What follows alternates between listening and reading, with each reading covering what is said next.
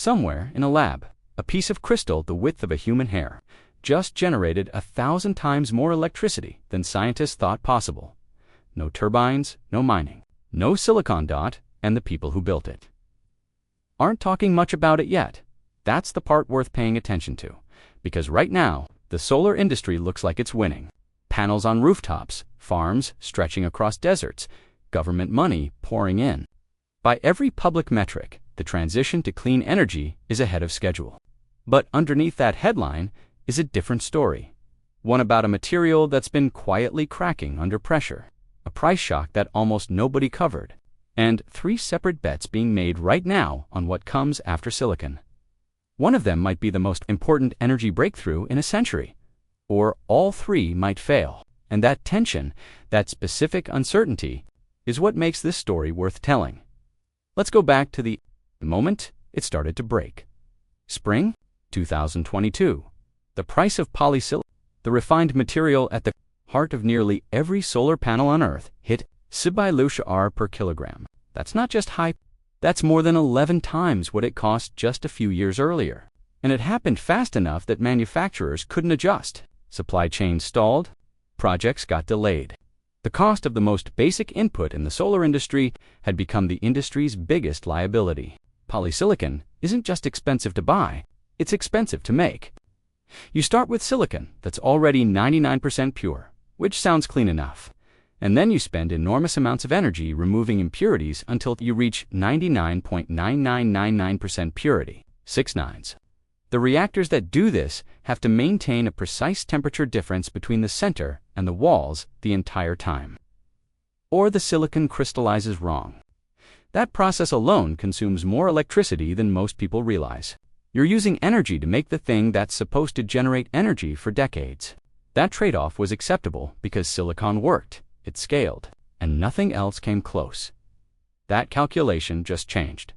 And this is where the story starts to get uncomfortable, because the alternative that emerged didn't come from a solar company.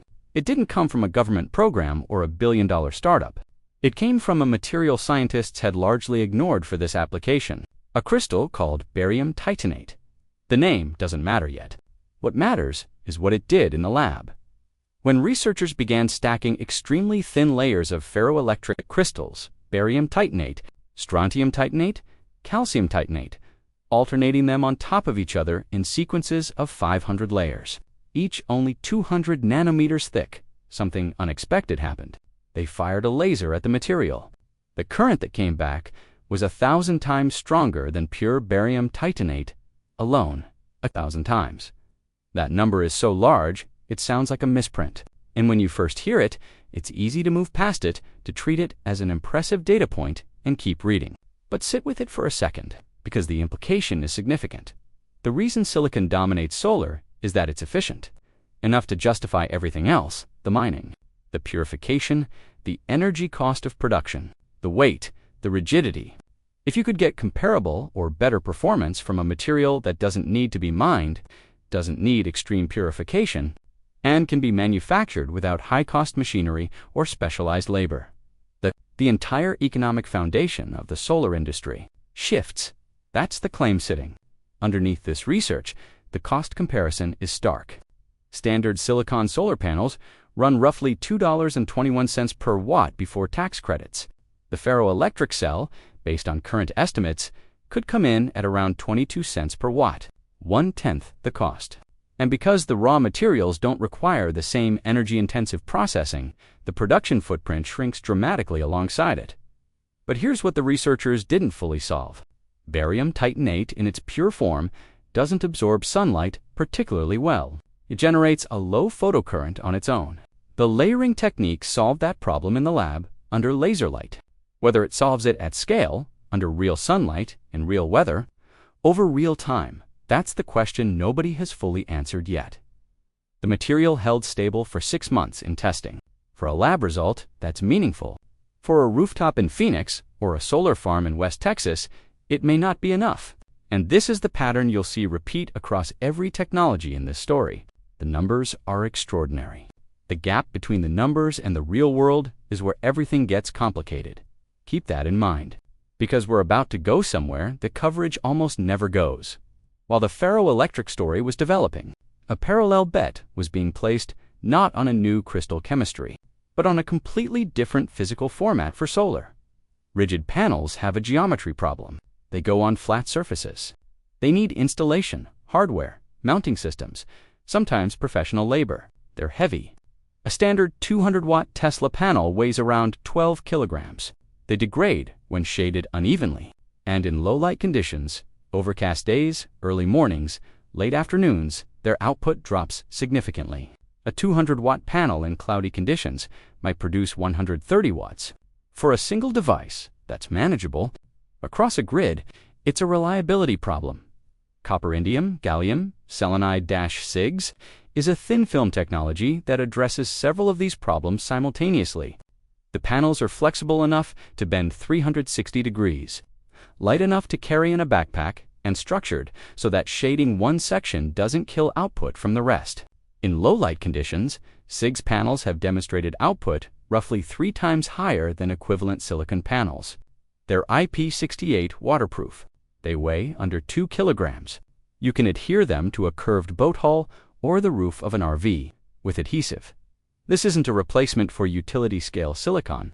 It's an entirely different use case. Portable power, mobile infrastructure, surfaces that rigid panels can't touch, and as manufacturing scales.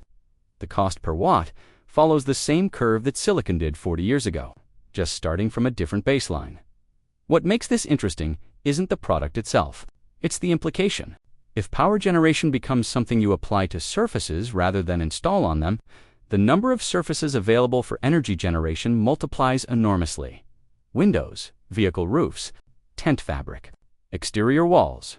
The geometry of the energy grid changes, but even that isn't the most unexpected.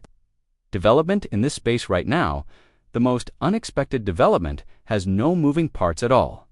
At MIT, a team of engineers built a heat engine, not a turbine, not a generator in any traditional sense, a solid-state device, meaning no moving components, that captures heat from a source running between 1,900 and 2,400 degrees Celsius and converts it directly into electricity. They called it a thermophotovoltaic cell, a TPV. It works on a principle similar to a solar panel, except instead of capturing photons from the sun, it captures photons from a white-hot heat source. The cell has 3 layers. The first captures the highest energy photons and converts them to electricity. The second captures whatever passes through the first layer and converts that to. The third is a mirror made of gold that reflects anything remaining back to the heat source instead of letting it escape as waste. The efficiency of this system in testing, over 40% for context. The global standard for converting heat to electricity has been the steam turbine, which operates at roughly 35% efficiency on average, with 60% representing the absolute ceiling after more than a century of refinement. The MIT TPV cell, in its early demonstration, cleared 40%, and the team believes further improvements could push it to 50%. At that level, it would outperform nuclear power.